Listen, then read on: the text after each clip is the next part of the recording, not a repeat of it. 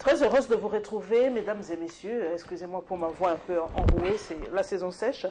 Donc aujourd'hui, je reçois Patrick Kanga du PPRD. Il est jeune cadre de cette formation politique. Avec lui, nous allons analyser les temps forts de l'actualité de cette semaine. Bonjour, bonsoir Patrick Kanga. Bonsoir madame.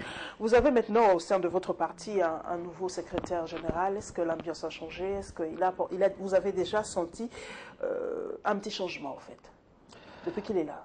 Je crois que le changement vient d'abord par le fait que ce soit une personne différente de celui qui était là avant, le professeur Évariste Beauchamp.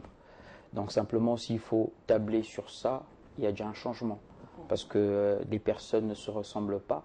Chacun a un tempérament, une manière de faire et des approches. Et je crois que naturellement, il faut qu'il y ait un changement. Est-ce qu'il a déjà livré sa politique, ce qu'il va faire en vue des élections futures? Vous avez déjà un cahier de charge, une ligne de conduite à proposer? Le PPRD a un statut, il s'inscrit dans une politique bien déterminée par son initiateur, mais lui, en tant que gestionnaire du parti, il est en train de prendre la mesure du parti. Il a reçu la Ligue des femmes il y a, je crois, une semaine. Demain, il recevra la Ligue des jeunes. Et je crois que c'est après avoir reçu toutes les structures du parti qu'il pourra se faire une idée de quelle ligne devra tracer le parti pour les échéances futures. Vous êtes un jeune cadre de ce parti, ça c'est une question vraiment personnelle. Est-ce que ce nouveau secrétaire général répond-il vraiment à vos attentes? Est-ce qu'il est vraiment la personne qu'il faut à la place qu'il faut aujourd'hui? En fait, la difficulté avec la presse, c'est que vous voulez tout le temps subjectiviser, vous voulez tout le temps personnifier. Je ne sais pas si vous héritez cela du fait que nous ayons passé beaucoup de temps au parti État, au impair. Il faut aller au-delà de l'individualisation.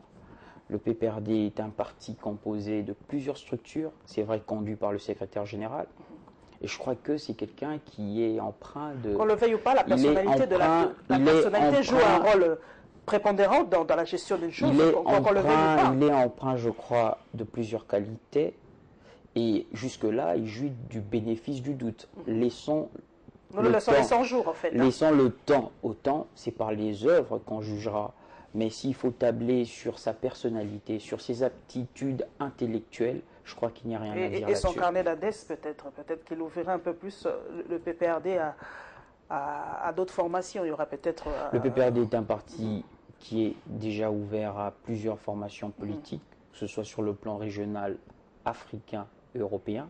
C'est vrai que le secrétaire général actuel viendra certainement rajouter quelques personnes, quelques agendas, quelques numéros que nous n'avions pas, et c'est quelque chose de positif pour notre parti. Peut-être pas trop de débauchage aussi cette fois-ci, Patrick Kanga. Les gens adhèrent dans des partis librement et ils quittent librement. Si des gens veulent venir rejoindre le PPRD aujourd'hui, ce n'est pas une faute politique. Ok. Nous commençons, mesdames et messieurs, nous allons ouvrir cette rétrospective par deux points de presse, celui du ministre de la Communication et Médias, Lambert Mende Omolanga, qui répond aux questions et ont trait à l'actualité, et celui de la société civile.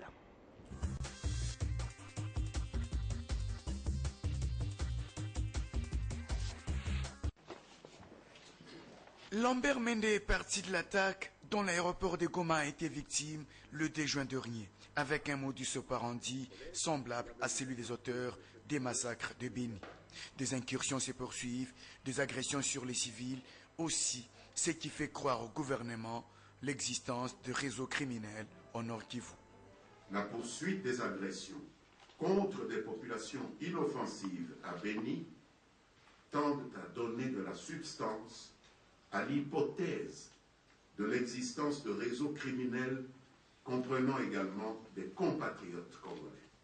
Et le gouvernement de la République est déterminé à traquer jusqu'à leur dernier retranchement tous ceux qui, de près ou de loin, se sont compromis dans cette ignoble criminalité que rien, absolument rien, ne saurait justifier. Quant aux déclarations du sous-secrétaire d'État américain sur le dialogue, le gouvernement les qualifie d'immixtion dans la politique interne de la RDC. Le dialogue entre les fils et les filles de la République démocratique du Congo relève de la politique interne de la République démocratique du Congo. Toute immixtion des États tiers dans ce processus est donc non seulement inacceptable, mais également intolérable. Alors que les appels à une médiation étrangère se multiplient, Lambert Mende estime que tout dépend du chef de l'État. Ce que le représentant de Ban Ki-moon en République démocratique du Congo, M. Kobler, essaye de faire passer en déclarant Urbi et Orbi qu'il soutient l'initiative prise par le président, qu'il reste disponible pour apporter ses bons offices si le président de la République, Joseph Kabila, le lui demandait. On ne comprend pas pourquoi les gens s'entêtent sur le chemin de lui demander de se substituer au président Joseph Kabila. Le gouvernement dit non au procès d'intention sur ces dialogues en préparation. Les consultations entamées permettra selon lui au chef de l'État de trouver une formule irrévocable pour la tenue d'un dialogue salvateur pour le pays. La société civile du Nord Kivu soutient qu'il est imprudent de réduire la situation de l'Est à un seul homme, Kambale Malonga. Pour elle, ce qui se passe à Beni, c'est du terrorisme. Qu'il s'agit de groupes de terroristes, des islamistes et des djihadistes. Par rapport à leur mode de recrutement, parce que nous avons des preuves qu'ils recrutent dans certaines mosquées. Ces gens qui sont en train d'être tués, ce sont sa distinction de tendance politique, de la majorité de l'opposition comme de la société civile. Mais parmi les kidnappés et parmi les tués, les musulmans sont épargnés. Omer Kavota motive sa position par les modes opératoires de ces réseaux qui, selon lui, a des ramifications même à l'intérieur du pays. Partant du mode opératoire, des combattants qui ont tenté s'emparer de l'aéroport de Goma, partant du fait qu'ils avaient des armes lourdes, il faut comprendre qu'il y a un réseau qui peut avoir des ramifications à l'intérieur du pays et même à l'extérieur du pays. Quant aux consultations pré-dialogue en cours, la société civile du Nord Kivu demande au chef de l'État de faire le tour du pays. Étant donné que Kinshasa n'est pas l'Assemblée de la République démocratique du Congo, nous encourageons les chefs de l'État à faire le tour des provinces pour écouter aussi la voix de l'intérieur du pays. Cela permettrait à ce que son appréciation, son aperçu soit véritablement un aperçu national. Puisque les signaux d'une nouvelle guerre au pays sont selon elle palpables, la société civile du Nord Kivu demande au gouvernement de tout faire pour mettre hors d'état de nuire ces réseaux criminels.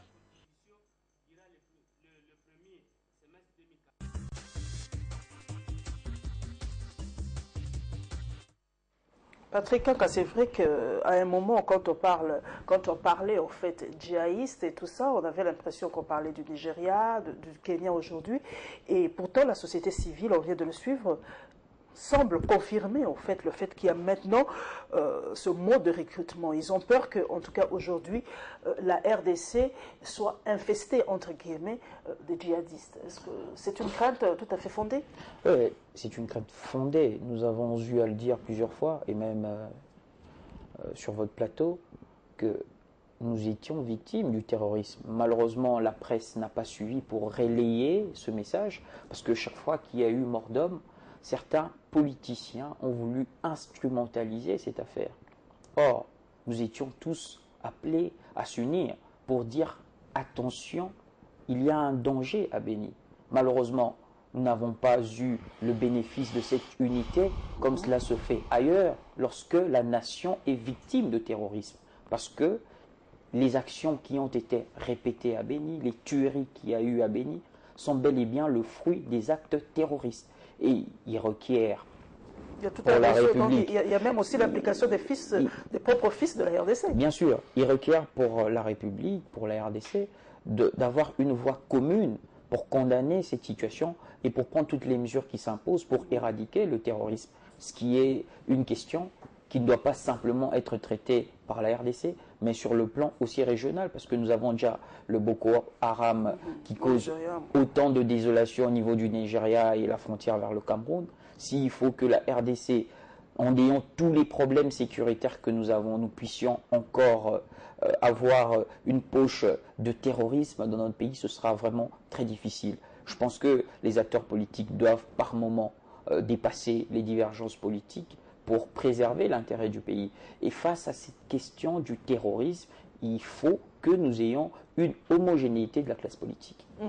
Donc, comme il a dit, moi, ça m'a quand même tiqué, il a dit que quand on tue, eh ben, les musulmans sont épargnés. C'est vraiment le mode opératoire des djihadistes, hein, de Boko Haram et autres. Donc, oui, ça fait quand même froid au dos. Nous sommes quand même face à une forme de terrorisme très sauvage, parce que quand vous voyez les tueries de la manière dont elles se font, c'est quand même assez atroce. Je pense que nous devons avoir un regard particulier sur cette situation. On a relevé aussi dans ce premier condensé l'attaque de l'aéroport de Goma, énième attaque. Est-ce que Patrick Kanga, pourtant, hein, sans faire l'amalgame, les autorités de notre pays sont descendues au Nord Kivu pour dire que non, c'est fini, on va sécuriser et tout ça. On a l'impression que c'est presque un échec si on ne mâche pas les mots, quoi. Malgré la descente des autorités dans cette partie de la République. Non, il n'est pas question d'échec des autorités de la République démocratique du Congo. On est bien là devant de modus operandi de terroristes. Et lorsque, dans des pays hautement sophistiqués que nous connaissons, la France, les États-Unis, il y a eu des opérations similaires, il y avait tous les services qui étaient là, les forces armées, mais il y a quand même des terroristes qui opèrent.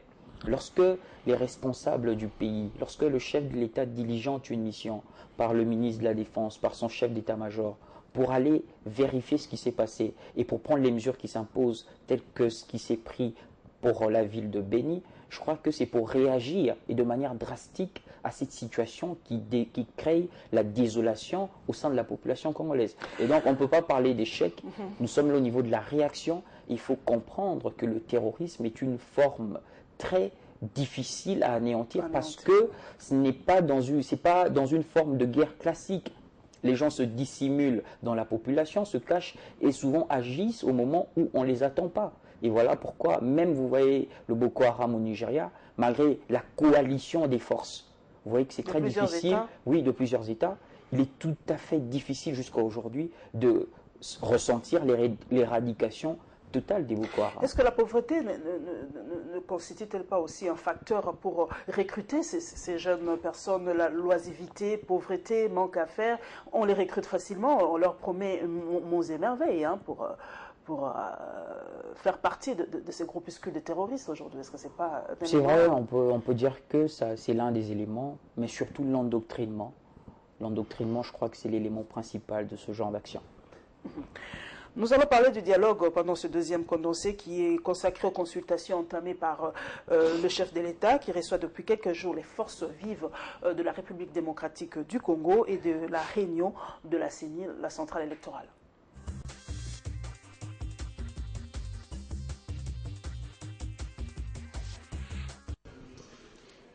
C'est l'un des faits marquants de cette première journée pour cette deuxième semaine consacrée aux consultations entamées depuis le lundi dernier par le président de la République. L'opposition républicaine vient de dire oui au dialogue. Un rétropédalage, diront certains. Non, rétorque le président du Sénat qui dit que ceux qui ont eu à se prononcer par rapport à ça, par rapport à leur refus au dialogue, n'engageaient pas l'opposition républicaine. Lui est d'accord pour aller au dialogue. C'est ce qui justifie d'ailleurs sa présence ici aux côtés du chef de l'État. Mais Kengo Adondo dit qu'il faut qu'il y ait un dialogue. Pourquoi? Pour parler du processus électoral. Et à l'étape actuelle, il estime qu'il y a tellement de contraintes, notamment celles liées à l'aspect finance ou à l'aspect budgétaire. Suivez Léon Kengo Adondo à ce sujet. Moi, je considère que ces élections, pour qu'elles puissent être apaisées, doivent répondre à cette